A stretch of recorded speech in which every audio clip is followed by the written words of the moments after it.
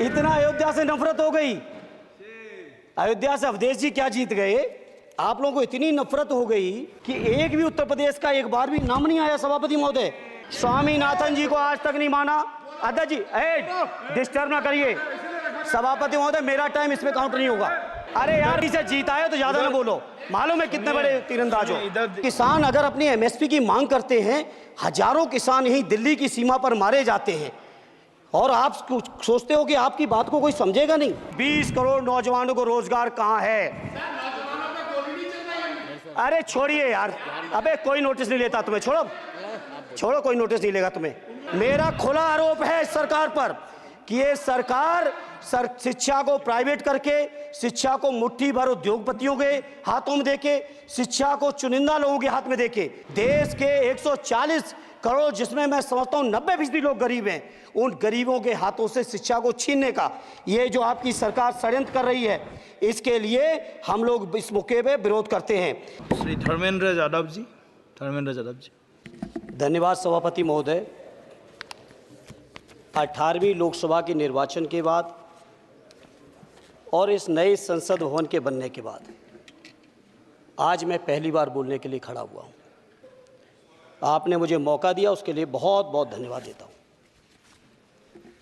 सभापति जी, सबसे पहले श्रद्धेय नेताजी को मैं नमन करना चाहता हूं, जिन्होंने अपने संघर्ष, अपनी हिम्मत, साहस और अपने पूरे जीवन की तपस्या समाज के उत्थान के लिए, देश और उत्तर प्रदेश की तरक्की के लिए और समाज के हर व्यक्ति की तरक्की और खुशहाली के लिए उन्होंने जो अपना पूरा जीवन समर्पित किया है, सबसे पहले मैं आपके माध्यम से उनको नमन करना चाहता हूँ। माननीय सभापति महोदय, श्रद्धेय नेताजी ने हम लोगों को अपने समाजवादी विरासत में इंसाफ और इंसानियत, न्याय और हक की लड़ाई करना सिखाया है और उस लड़ाई को हम लोग बखूबी अपने नेता आदरणीय अखिलेश यादव जी के नेतृत्व में शानदार तरीके से उस विरासत को न केवल लड़ रहे हैं, बल्कि नेताजी के हर सपने को पूरा करने तक हम लोग चुप बैठने वाले नहीं हैं। सभापति महोदय, बजट एक व्यापक विषय है और जब इस विषय के बारे में सोचते हैं तो समझ में नहीं आ रहा कि कहां से शुरू करें, क्योंकि देश में आज कोई वर्ग नहीं बचा है। कुछ चुनिंदा उद्योगपतियों के बारे में बात नहीं करूंगा, लेकिन देश के 140 करोड़ लोगों में से कम 95% लोग ऐसे हैं जो आज पूरी तरह से बर्बाद है। एनडीए की ये सरकार 11वां बजट पेश कर रही है, लेकिन इस 11वें बजट के बावजूद अगर मैं देखता हूं तो समाज की जो गरीबों के लिए सबसे ज़्यादा ज़रूरी चीज़ें हैं, स्वास्थ्य का है तो स्वास्थ्य 2023 और 24 में बजट घटा दिया है। किसानों का बजट जहां यूपीए के सरकार के समय 2014 तक 5.5 था, वहीं 24 आते आते ये 3.15 रह गया है। शिक्षा का बजट जहां 2013 में 4.77 था, आज 23-24 आते आते ये 2.5% रह गया है। इसी तरह से जितनी भी ज़रूरी चीज़ें हैं, सभापति महोदय, मुझे कहने में कोई संकोच नहीं, ये जो बीजेपी की एनडीए की सरकार है, ये सरकार पूरी तरह से गरीब विरोधी, किसान विरोधी, नौजवान विरोधी, बुनकर विरोधी, छात्र विरोधी, दलित विरोधी, पिछड़ा विरोधी, मजदूर विरोधी, जितनी भी अगर उपाधियां दी जाएंगी सभापति महोदय वो कम हैं। और मैं कोई राजनीतिक भाषण नहीं दे रहा हूं, मैं उदाहरण सहित आपको जब नंबर आए तो बोल देना, और हमें पता है आपका नंबर भी नहीं आएगा आपकी पार्टी में, ये भी पता है हमें।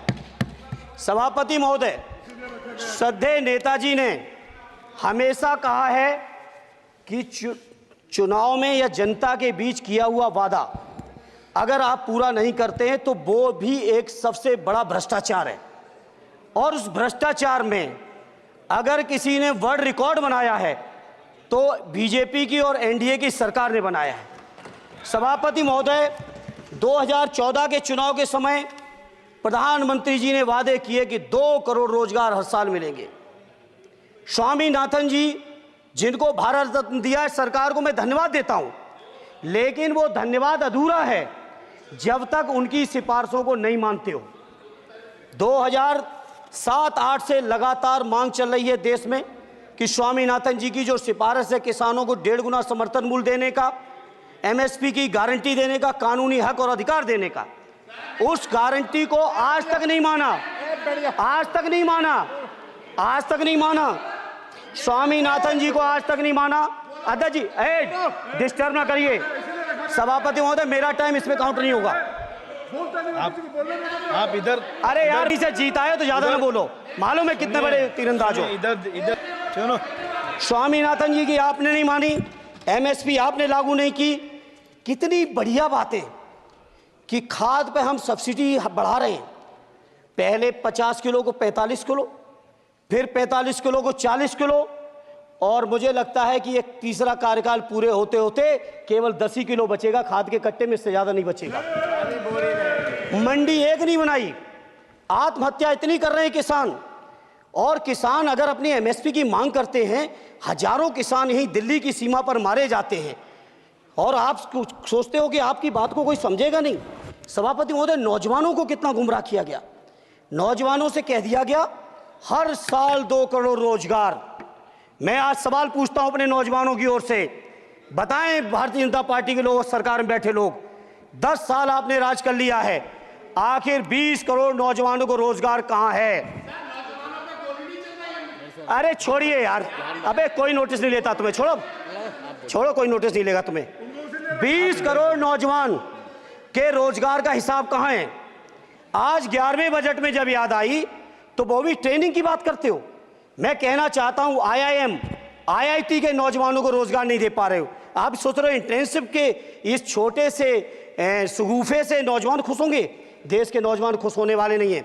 सभापति महोदय, शिक्षा के मसले पर लगातार बजट घटाया जा रहा है, लगातार सरकारी शिक्षा कम की जा रही है, और ये बीजेपी की सरकार की लगातार प्रयास है कि नौजवान शिक्षित होंगे तो सवाल पूछेंगे।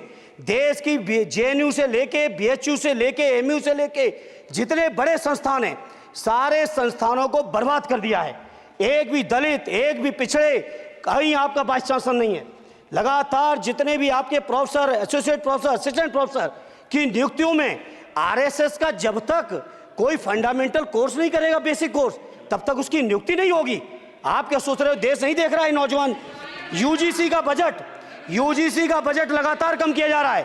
मेरा खुला आरोप है इस सरकार पर कि ये सरकार शिक्षा को प्राइवेट करके, शिक्षा को मुट्ठी भर उद्योगपतियों के हाथों में देके, शिक्षा को चुनिंदा लोगों के हाथ में देके, देश के 140 करोड़, जिसमें मैं समझता हूं 90% लोग गरीब हैं, उन गरीबों के हाथों से शिक्षा को छीनने का ये जो आपकी सरकार षड्यंत्र कर रही है, इसके लिए हम लोग इस मौके पे विरोध करते हैं।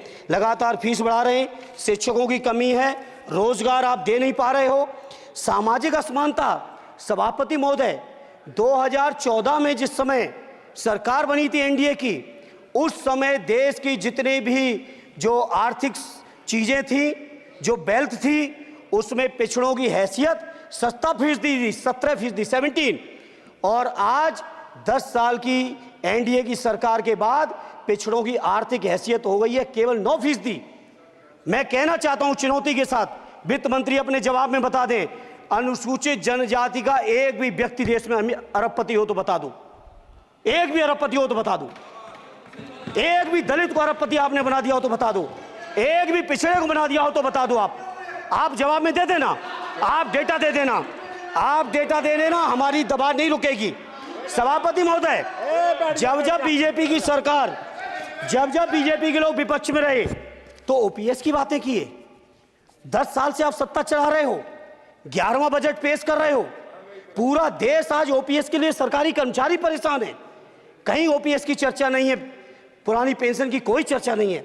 सभापति महोदय, पुरानी पेंशन तो पुरानी पेंशन, हम मांग करते हैं, बहुत बड़े राष्ट्रभक्त आप बनते हो, मैं मांग करता हूं देश के पैरामिलिट्री फोर्सेस को आप पुरानी पेंशन दीजिए। मैं मांग करता हूं, आप राष्ट्रभक्त हैं ना, सीमा पे जो सुरक्षा कर रहे हैं, जो शहादत झेल रहे हैं, मेरी मांग है कि आप उनकी OPS दीजिए। वो आप OPS नहीं दे पाओगे। इसी तरह से सभापति महोदय, देश के अंदर बहुत से ऐसे संविदा कर्मचारी, एक से एक बढ़िया फार्मूला, अब कानूनन मंडल आयोग लागू हो गया तो कैसे पिछड़े और दलितों को रोकें? तो संविदा कर्मी की प्राइवेट कंपनी, प्राइवेट आपने आउटसोर्सिंग कर दी। आउटसोर्सिंग के कारण से देश के सारे दलित, सारे पिछड़े, सारे आदिवासी आपकी सेवाओं से बाहर हो गए, उनके पास कोई कानूनी हक नहीं।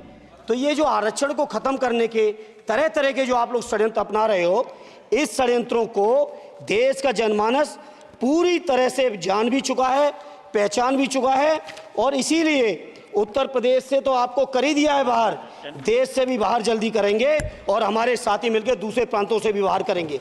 इसी तरह सभापति महोदय, हम मांग करते हैं, आप सोचिए उत्तर प्रदेश अकेले के अंदर, देश के हालात मुझे नहीं पता और बदतर होंगे, अकेले उत्तर प्रदेश में 1000 से ज्यादा शिक्षा मित्र आत्महत्या कर चुके। सभापति महोदय, कोई सरकार के कान पे जू नहीं रेंग रही है, किसान आत्महत्या कर रहे हैं, इन्हें कोई मतलब नहीं।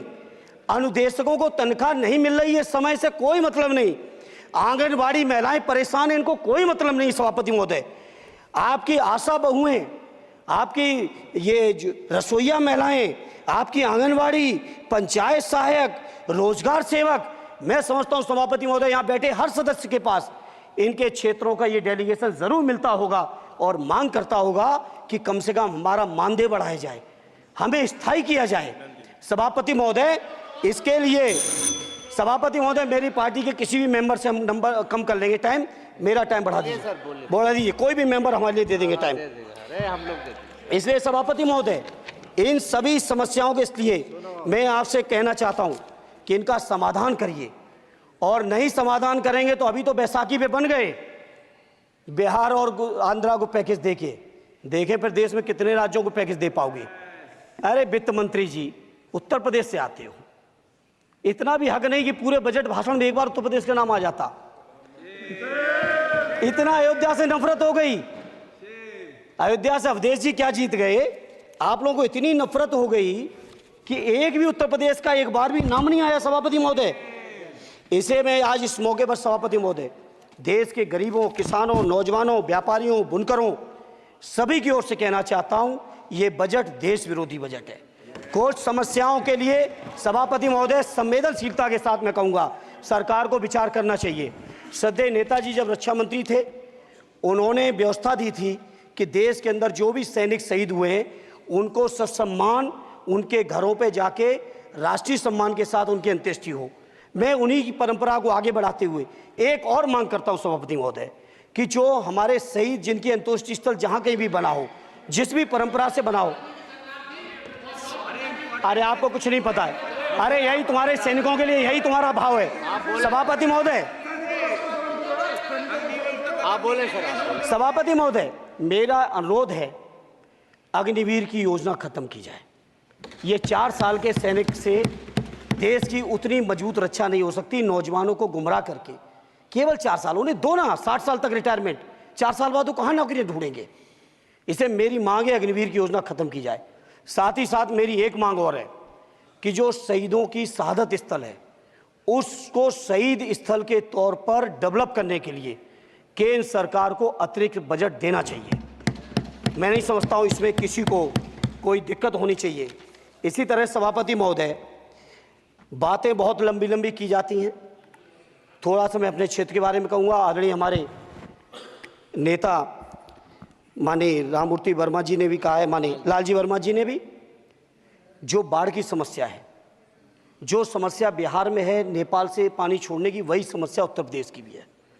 और विशेषकर पूर्वी उत्तर प्रदेश में अगर आप चलिए तो खीरी से शुरू करेंगे, पीलीभीत खीरी से लेके पूरा आप चले जाइए और एकदम कुशीनगर बॉर्डर तक, बिहार बॉर्डर तक पूरी की पूरी समस्या है। घाघरा जब आती है तो मैं समझता हूँ इन जिलों के लाखों लोगों को तहस नहस करके चली जाती है। जितना विकास होता है सभापति महोदय, बरसात के समय वो सारा का सारा विकास पूरी तरह से खत्म हो जाता है। इसलिए मेरी मांग है केंद्र की सरकार से कि बजट आप पास कर रहे हो तो कम से कम उत्तर प्रदेश से इतनी नफरत ना करो। 2 बार तो उत्तर प्रदेश की दम पे ही बैठे थे और तब भी ये वित्त मंत्री जी हंस रहे हैं, इनके यहाँ भी आता है बाढ़ तो जाती होगी महाराज, बचता तो नहीं होगा, कुशीनगर बचता नहीं होगा, आपका मऊ बसता नहीं है, आजमगढ़ बसता नहीं, अम्बेडकर नगर बसता नहीं, बहराइच बसता नहीं, खीरी बसता नहीं, श्रावस्ती बसता नहीं, पीलीभीत बसता नहीं, बलिया बसता नहीं है, कुशीनगर बसता नहीं है, गोरखपुर बसता नहीं है। इतने जिले तो हमारे उत्तर प्रदेश के प्रभावित हैं। तो बिहार की तरह से एक विशेष पैकेज हमारे उत्तर प्रदेश के लिए भी दे दो। कम से कम इतना तो कहने की हिम्मत रखो, केवल चीखने के लिए बैठे हैं सब के सब। सभापति महोदय, दूसरा एक मैं बात, हमसे पूर्व जो सांसद रहे हमारे आजमगढ़ के, बड़ी लंबी लंबी बातें की। गोरखपुर से आजमगढ़ होते हुए बनारस तक का हमने रेलवे लाइन स्वीकृत करा दिया। सभापति महोदय, मैंने जब पता किया अधिकारियों से, तो सच्चाई ये है कि अभी उस पर एक भी पैसे का बजट का आवंटन नहीं है। नहीं है बजट का आवंटन। हाँ, आज आप ही ने तो पेश किया बजट, आप ही तो साइन किए हो। निर्मला जी ने तो किया नहीं होगा, आप ही ने किया होगा। तो सभापति महोदय, उस पर बजट भी आए, उस पर बजट भी आना चाहिए। दूसरा सभापति महोदय, ये जो समस्या है बाढ़ वाली, मैं समझता हूं कोई अकेले मेरी नहीं है, मेरे अकेले क्षेत्र की नहीं है। जो भी संवेदनशील व्यक्ति होगा इस पर जरूर गंभीरता से सोचेगा, उसको सोचे। इसी के साथ मैं अपनी पार्टी की ओर से इस जन विरोधी बजट का पुरजोर विरोध करता हूं। बहुत बहुत धन्यवाद।